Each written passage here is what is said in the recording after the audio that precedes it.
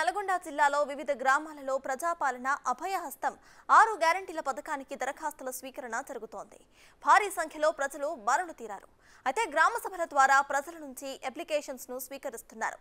మరిన్ని డీటెయిల్స్ ను మా ప్రతినిధి పుల్లారావు అందిస్తారు. నూతనంగా కొలువుతీరినటువంటి కాంగ్రెస్ ప్రభుత్వం తన యొక్క ఎన్నికల మేనిఫెస్టోలో ఇచ్చినటువంటి హామీల్లో భాగంగా ముఖ్యంగా 6 గ్యారంటీ స్కీమ్స్ను అమలుపరచాలని చెప్పి నిర్ణయించుకోవడం జరిగింది. దానిలో ఈ యొక్క 6 గ్యారంటీ పథకాలను కూడా 100 రోజుల్లో పూర్తి చేయాలని చెప్పేసి కూడా భావించడం జరిగింది. దానిలో భాగంగానే మొదటగా అంకురార్పణ కూడా జరిగింది. మొదట 2 పథకాలను కూడా ప్రారంభించారు.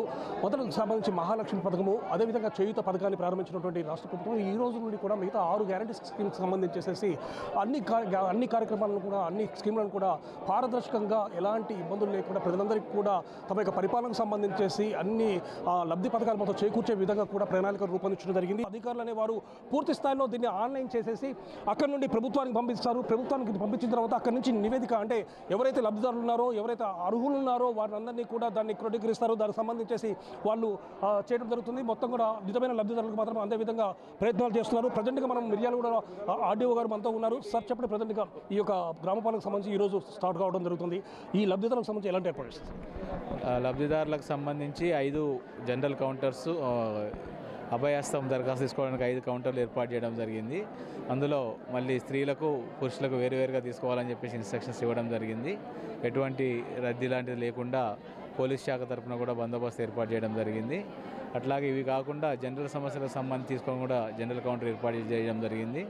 అట్లాగే మున్సిపాలిటీలో ఉన్నటువంటి మెప్మా సిబ్బందిని కూడా రమ్మని చెప్పడం జరిగింది. ఈరోజు ఉదయం 8 నుంచి 12 గంటల వరకు, సాయంత్రం 2 నుంచి 6 గంటల వరకు తీసుకోవడం జరుగుతుంది. ఇవాళ ఇవ్వలేనటువంటి వాళ్ళకు కూడా ఇదే ప్లేస్లో 8వ తారీఖు వరకు ప్రతిరోజు వాళ్ళ దగ్గర నుంచి ఈ అభయహస్తం దరఖాస్తు తీసుకోవడానికి ఏర్పాటు చేయడం జరిగింది.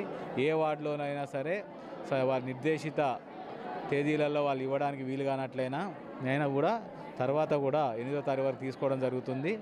వీటనే కాబట్టి పడాల్సినటువంటి అవసరం లేదు. అలాగే వాళ్ళు నింపేటువంటి దరఖాస్తు ఫారంలో అన్ని వివరాలు కూడా సమగ్రంగా ఉండేటట్టు పూరించి దానికి అవసరమైనటువంటి వారి కుటుంబ సభ్యుల యొక్క ఆధార్ కార్డు మొత్తము, రేషన్ కార్డు లేనట్లయితే ఎఫ్ఎస్సి కార్డు ఏదైతే రెఫరెన్స్ నెంబరు తర్వాత వివరాలు ఉన్నాయో దానికి అటాచ్ చేసి వాళ్ళకి అవసరమైనటువంటి ఏ పథకాలను అయితే వాళ్ళు కోరుకుంటున్నారో ఆ పథకాలను టిక్ చేసి అన్ని వివరాలు నింపి ఫోన్ నెంబర్ లాంటివి కూడా ఎటువంటి మిస్టేక్ లేకుండా ఇవ్వాలి. ఎందుకంటే ఎప్పుడైనా సరే వాళ్ళని మళ్ళీ విచారణకు సంబంధించి రెఫరెన్స్ అవసరం అవుతుంది కాబట్టి అన్ని వివరాలు పూరించి మరొకసారి చెక్ చేసుకొని ఇవ్వాల్సిందిగా కోరుతున్నాం.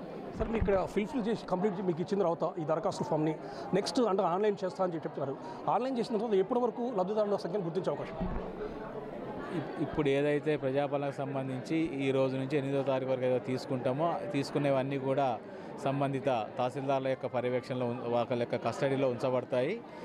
అలాగే 8వ తారీఖు వరకు ఈ నిర్దేశిత తేదీ తర్వాత కూడా గ్రామసభ తర్వాత, వార్డు సభ తర్వాత కూడా తీసుకున్నటువంటి వాటిని కూడా అన్నీ కలిపి గ్రామ పంచాయతీల వారీగా, వార్డుల వారీగా ఉంచడం జరుగుతుంది. ఎప్పుడైతే ప్రభుత్వం నుంచి ఆదేశాలు వస్తాయో, ఏ పోర్టల్లో అయితే ప్రభుత్వము వాటిని వివరాలను పూరించమని అప్లోడ్ చేయమని చెప్తుందో వాటిలో ఇమీడియట్గా అప్లోడ్ చేయడానికి అవసరమైనటువంటి సిబ్బందిని అందరినీ కూడా గుర్తించి తయారుగా పెట్టుకోవడం జరిగింది. ఇది మొత్తానికి సంబంధించి ఈ రోజు నుండి ప్రారంభమైనటువంటి గ్రామ పాలనకు సంబంధించేసి అన్ని రకాల ఏర్పాటు చేయడం జరిగింది. అదేవిధంగా ఎవరైతే ఈ యొక్క 6 గ్యారెంటీ పథకాలకు సంబంధించేసి ఈ భరోసా పథకం కింద ఎవరైతే అప్లై చేసుకోవడానికి వస్తున్నారో వారందరికీ సంబంధించేసి అన్ని రకాలైనటువంటి వసతులు ఏర్పాటు చేయడం జరిగింది. అదేవిధంగా స్త్రీల కోసము సపరేట్ కౌంటర్స్ని ఏర్పాటు చేయడం జరిగింది. అదేవిధంగా ఎవరైనా దివ్యాంగులు కానీ వృద్ధులు కానీ ఉన్నట్లయితే వారి దగ్గరికి వెళ్ళి వాళ్ళకి సపరేట్గా కూడా వాళ్ళ దగ్గర నుంచి ఈ యొక్క అప్లికేషన్స్ తీసుకునే అవకాశం కల్పించామని చెప్పడం జరుగుతుంది. పూర్తి అయిపోయినటువంటి ఈ యొక్క అప్లికేషన్స్ మొత్తాన్ని కూడా తర్వాత ప్రభుత్వ ఆదేశానుసారము దాన్ని పూర్తి స్థాయిలో క్రోడీకరణ చేసి ఆన్లైన్ చేసేసి నిజమైన లబ్ధిదారులకు వర్తించే విధంగా ఈ యొక్క పథకాన్ని మేము అమలు చేయబోతున్నాము అని చెప్పేసి కూడా అధికారులు చెప్తున్న సందర్భం ఉంది. నల్గొండ నుండి కెమెరా రవితో పుల్లారావు, బిగ్ టీవీ.